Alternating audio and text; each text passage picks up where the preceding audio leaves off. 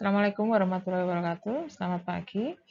Eh, untuk kelas pemrograman linear kelas ini, kalian eh, rata-rata mahasiswa semester 3 yang memang harus mengambil mata kuliah pemrograman linear sebagai mata kuliah wajib yang dilaksanakan pada semester ganjil. Mata kuliah ini ya saya jelaskan mengenai apa yang dipelajari nantinya. Sebagian dari kalian mungkin bisa sudah pernah dengar mengenai masalah alokasi sumber daya. Masalah tersebut adalah masalah yang sering dijumpai di kasus ekonomi. Jadi orang ingin memaksimumkan keuntungan, meminimumkan biaya, tapi terbentur pada kendala bahan yang terbatas. Jadi di situ bisa dibuat pendekatan secara matematis. Jadi mata kuliah ini adalah mata kuliah yang merupakan irisan atau apa ya. Jadi mengembangkan model matematika yang digunakan di ekonomi. Cuman sesuai dengan judulnya yang pemrograman linear, nanti model matematis yang terbentuk sebagai representasi dari optimasi sumber daya, alokasi sumber daya dengan hasil optimal tadi dalam bentuk fungsi linear, baik itu fungsi tujuannya maupun fungsi kendalanya. Jadi tidak akan kalian temui nanti fungsi yang berbentuk seperti x kuadrat, y kuadrat, log, dan lain-lain. Karena semuanya dihadapkan pada atau dibentuk secara linear saja. Kemudian sesuai dengan aturan dari universitas, kita semester ini memang masih full online ya, yang terjadwal mulai setiap hari Senin jam 7.30 sampai jam 10.10 3 SKS, di mana karena sistem yang online ini nanti kita akan memanfaatkan semua media pembelajaran online yang ada. Jadi yang pertama, saya akan selalu mengupdate atau mengupload materi, tugas ataupun post-test di Google Classroom ya, pada jadwal itu pasti sudah ada materinya untuk jadwal yang bersangkutan. Jadi jika Senin ini jadwalnya perkuliahan, pasti ketika kamu akses Google Classroom jam 7.30 atau sebelumnya, maka kalian sudah bisa mengakses materinya. Kemudian, karena aturan juga, kita tidak diperbolehkan untuk melakukan Zoom Meet full 3 SKS. Jadi kalian nanti saya sarankan atau saya wajibkan untuk mempelajari dulu secara mandiri materi yang sudah saya berikan ini, yang sudah saya upload di Google Classroom, pelajari dulu secara mandiri. Ya, coba dibaca atau didengarkan yang sudah ada versi suaranya ini. Kemudian dari situ tandai atau kamu catat mana-mana yang masih belum kamu pahami 100% dan kamu bisa menanyakannya itu pada sesi kedua yang saya buka pada jam 8.20 sesi Zoom Meet ya, yang memang tidak boleh lebih dari 1 jam. Jadi saya di sini paling lama 40 menit. Jadi nanti di sini sesi ini saya gunakan untuk menjelaskan seluruh materi, bukan hanya saya gunakan bukan untuk menjelaskan seluruh materi, tapi hanya menjawab pertanyaan. Kemudian setelah itu kalian lanjut kerja mandiri lagi yang bisa kalian manfaatkan untuk memahami lebih dalam setelah penjelasan saya ataupun mengerjakan tugas atau podcast. Ya. Kemudian aturan saya tegaskan di awal di sini. Kehadiran kalian di sini akan saya deteksi dari banyak aspek. Jadi yang pertama, ketika pagi sesuai jadwal tadi kalian akses di Google Classroom, saya pasti berusaha mendeteksinya. Ya, tadi mungkin kalian sudah melihat itu di Google Classroom. Kemudian untuk Zoom Meet, partisipasi kalian juga saya gunakan untuk mendeteksi kehadiran. Di sini syaratnya harus menunjukkan video, jadi tidak boleh sembunyi mukanya. Toh tidak lama. Ya, ini untuk menjaga supaya kita bisa tetap berinteraksi secara tatap muka walaupun via online. Jadi saya tetap bisa tahu seperti apa ekspresi kalian. Jadi dan seperti apa kesiapan kalian menghadapi kuliah ini. Dan deteksi yang ketiga adalah melalui pengumpulan tugas atau post-test. Ya. Satu lagi aturan yang saya ingin tegakkan adalah tentang praktek contek-mencontek atau plagiarisme, di mana sanksinya cukup berat di sini, nilai E bagi semua pihak yang terlibat. Boleh diskusi, boleh tanya teman, boleh googling, misalkan pengen tahu detailnya seperti apa. Tapi apa yang kamu tulis di kerjaanmu itu harus benar-benar kerjaanmu sendiri, tidak hanya copy paste punya orang, tidak hanya copy paste yang ada di Google. Gitu. Saya pasti bisa mendeteksi.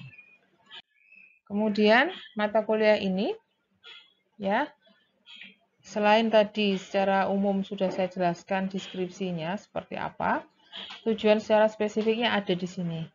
Jadi nanti pada setiap pertemuan kalian itu sebenarnya dipetakan ke salah satu kemampuan di sini. Yang pertama, kalian diharapkan mampu merumuskan model pemrograman linier berdasarkan deskripsi masalah sederhana. Jadi di sini nanti ada soal cerita, kalian diharapkan bisa merumuskan modelnya. Kemudian yang kedua, kemampuan kedua yang saya harapkan dari kalian. Setelah ketemu modelnya, saya harapkan kalian mampu menentukan solusi berdasarkan konsep yang nanti akan saya jelaskan, sekaligus menginterpretasikan. Kemampuan yang ketiga yang saya harapkan adalah nantinya kalian mampu menerapkan analisis sensitivitas dan menginterpretasikan hasilnya. Apa itu analisis sensitivitas? Mungkin kalau sekarang saya jelaskan agak sulit kalian memahaminya. Nanti pada saatnya di sini setelah UTS sepertinya kalian akan paham itu arahnya seperti apa. Dan nanti lanjutan ya, kemampuan berikutnya adalah menginterpretasikan nilai ekonomis dari sumber daya dan menyampaikan hasilnya secara tertulis maupun lisan dalam bentuk tugas individu maupun kelompok. Jadi kemampuan kalian menyampaikan hasil seperti yang tadi saya indikasikan di awal ya, itu juga saya nilai. Jadi bagaimana kalian menyampaikan dengan bahasa yang baik, dengan bahasa yang logis, itu juga bisa saya lihat dari hasil kerja kalian. Ya. Jadi kita punya 5 kemampuan. Saya mengharapkan 5 kemampuan ini semuanya bisa kamu peroleh setelah mengambil mata kuliah ini. Tuh. Nah, mata kuliah ini ya, walaupun membahas tentang masalah-masalah di bidang ekonomi ya, tapi karena hubungannya dengan model yang nanti modelnya itu model matematis dan variabelnya lebih dari 1, maka kalian memang diharapkan sudah lulus mata kuliah matriks dan ruang vektor di sini. Sedangkan pengantar ilmu ekonomi diharapkan akan digunakan ketika kalian menginterpretasikan hasil. Jadi di dua ini adalah mata kuliah prasyarat dari mata kuliah pemrograman ini. Materi di sini bisa kalian lihat setiap minggu sudah coba saya tunjukkan akan membahas tentang apa. Ya, jadi mulai minggu pertama nanti setelah materi ini saya lanjut dengan materi mengenai contoh linear programming dan formulasinya. Minggu depan mengenai bagaimana mencari solusinya secara grafis. Selanjutnya mengenai kasus-kasus khusus. Baru nanti selanjutnya minggu keempat dan kelima saya ingin menjelaskan tentang metode simplex. Jadi metode simplex ini adalah metode algoritma yang digunakan untuk menentukan solusi ketika permasalahan pemrograman linear ini melibatkan lebih dari 2 variabel. Nanti kasus yang saya jelaskan mulai minggu pertama sampai minggu kelima sebagian besar itu bentuknya maksimisasi. Jadi mencapai tujuan yang paling besar, mencapai hasil yang paling besar. Padahal kadang-kadang kita butuh juga mencapai hasil yang paling kecil kan, ya tujuannya yang paling kecil atau bahasa matematisnya minimize. Nah nanti ada metode yang lain yang digunakan untuk itu, namanya metode simplex minimisasi atau Big M dan Big M. Selanjutnya untuk mempermudah ini ya walaupun nanti jatuhnya jadi sedikit lebih rumit. Jadi ada pendekatan matriks ya, minggu ke-7. pendekatan matriks untuk kasus simplex ini. Jadi notasinya kita rubah dalam bentuk matriks. Yang nanti notasi matriks itu dimanfaatkan untuk melakukan analisis sensitivitas, menentukan dual dan dual simplex, dan yang terakhir di minggu ini yang mungkin sudah agak masih selaras dengan model yang di atas, tapi pemanfaatannya khusus untuk masalah transportasi. Transportasi itu ada sumber, ada tujuan, dan di situ kita berusaha mengalokasikan perpindahan barang atau perpindahan orang dari satu tempat ke tempat, dari suatu sumber ke tujuan dengan biaya semurah mungkin. Nah, ini nanti bentuknya juga model matematis pemrograman linier, tapi spesifik, ada bentuk khusus, sehingga digunakan pendekatan khusus juga untuk menyelesaikannya. Namanya simplex untuk transportasi. Minggu terakhir ini tentatif ya, saya akan memberikan tugas yang sifatnya tugas kelompok, tapi jika tidak memungkinkan, mungkin ya tidak perlu presentasi. Ya, kalau cukup waktunya akan saya gunakan untuk presentasi, jika tidak ya dikumpulkan seperti biasa. Seperti itu. Bagaimana saya menilai kalian? Tadi masih materi kan ya yang saya tunjukkan. Nah, sekarang selama durasi 14 minggu kita pertemuan, saya selalu membuat ini beberapa asesmen itu cara menilai. Bagaimana saya bisa menilai kalian, apakah kalian sudah paham atau belum, dari beberapa poin berikut ini. Yang pertama adalah pengamatan di kelas. Di sini saya melihat bagaimana keaktifan kalian, bagaimana kedisiplinan kalian, dan bagaimana kejujuran. Kalau kejujuran ini memang bukan hanya di sewaktu ngamati kalian ya, di Zoom Meet itu kalian nggak bisa saya amati ini kalau jujur nggak kelihatan. Kelihatannya adalah pada hasil kerja. Kemudian tugas dan post-test untuk pemahaman setiap materi perkuliahan. Ya, tugas itu biasanya saya berikan, bedanya tugas dan post-test. Kalau tugas itu saya kasih tenggang waktu untuk mengumpulkannya. Sedangkan post-test langsung saat itu juga dalam durasi perkuliahan saya minta kalian kumpulkan. Jadi kalau post-test ya jam 10 lebih 10 itu harus sudah selesai, harus sudah dikumpulkan.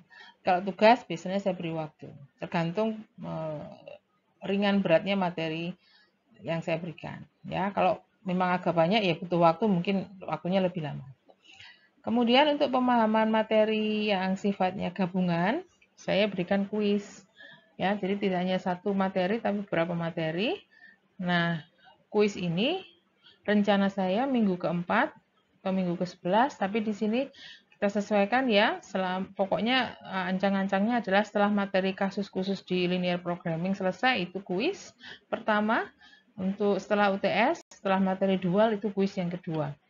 Ya, nanti jadwalnya pasti saya beritahu kapan kita harus kuis. UTS dan UAS seperti biasa, cuman karena kita terbatas waktu, 14 minggu ini tidak ada jadwal tertentu untuk UTS dan UAS kalau mengikuti durasi waktu itu.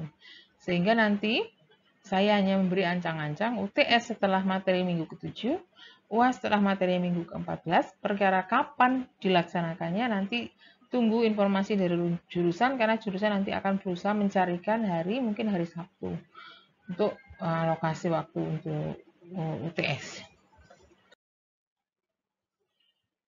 Kemudian bobot penilaian, ya di sini nilai dari asesmen tadi itu ada beberapa kan ya, ada observasi kelas, post-test, tugas, kuis, UTS, UAS. Post-test bisa lebih dari satu, tugas bisa lebih dari satu, kuis juga bisa lebih, tadi sudah jelas 2 ya kalau kuis. Yang saya pakai di sini semua adalah rata-ratanya. Jadi kalau kalian mengerjakan 5 tugas ya nanti yang dipakai nilainya di sini rata-rata tugas. Post-test juga rata-rata post-test. Jadi semua dalam bentuk rata-rata di sini kecuali UTS dan UAS, proporsinya bisa kalian lihat di situ. Nilai ini diboboti untuk mendapatkan nilai akhir yang nanti dikonvert ke nilai huruf A, B, C, D yang keluar di KHS kalian. Ya, tapi nanti secara internal program studi akan memboboti lagi bagaimana dari asesmen ini kita bisa melihat bagaimana kemampuan kalian dari 5 kategori yang saya sebut di awal. Kemampuan yang pertama ya yang tadi membuat model, mencari solusi, ya, menerapkan metode simplex dan lain-lain itu kan tadi di depan adalah tujuan kuliah ini sebenarnya. Jadi nanti secara intern saya sendiri yang saya nanti laporkan ke program studi akan punya nilai itu. Ya nanti gimana mekanismenya mungkin saya sempat menginfokan ke kalian, tapi kalaupun enggak sebenarnya sementara ini universitas masih merilis nilai yang bentuknya seperti huruf tadi. Jadi yang hasil pembobotan yang ini. Tapi sebenarnya nanti entah ketika softwarenya sudah siap, di raport kalian juga akan ada nilai capaian-capaian itu. Sekarang masih belum. Itu ya. Sedangkan referensi atau buku teks yang saya gunakan untuk perkuliahan ini semuanya mengambil dari Winston dan Goldberg, Operation Research. Walaupun saya juga ambil dari sana-sini untuk kasus-kasus contoh. Ini sudah ada soft copy yang beredar di kakak tingkat kalian. Misalkan kalau kamu mau lihat, silahkan dibaca-baca. Banyak contoh kasus di sana. Oke, untuk slide atau PPT ini, penjelasan saya cukupkan. Nanti kalian segera lihat ke materi yang berikutnya mengenai materi awal apa pemrograman linear di penjelasan saya untuk PPT yang selanjutnya. Terima kasih atas perhatiannya. Assalamualaikum warahmatullahi wabarakatuh.